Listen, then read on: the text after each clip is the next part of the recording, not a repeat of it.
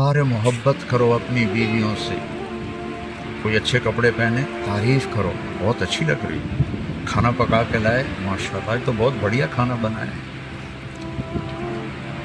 हकीम doctor Abdul हई साहब हज़रत थानवी के खलीफा एक मुरीद के घर खाना खाने गए, वो खाना बड़ा पसंद आया तो उन्होंने अपने मुरीद से पूछा किसने पकाया?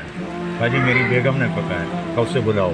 वो आ गई, कहने लगे बेटी आपके हाथ का खाना खाया, बहुत बढ़िया था, बहुत मेहरबानी। तो उसने ज़ारों कतार रोना शुरू कर दी, ज़ोर ज़ोर से। तो डॉक्टर साहब रहमतुल्लाह ने फरमाया बेटी रोने की क्या बात है, मैंने तो कोई ऐसी बात नहीं कही। कि नहीं हज़रत मैं इस पर नहीं रो रही, मैं इस पर रो रही हूँ कि ये जो आपके मुरीद बैठे हैं, मैं 30 साल से इनके घर में हूँ, 30 साल से इन्होंने कभी एक दफ़ा मुझे नहीं कहा कि तूने खाना अच्छा बनाया, एक दफ़ा भी नहीं।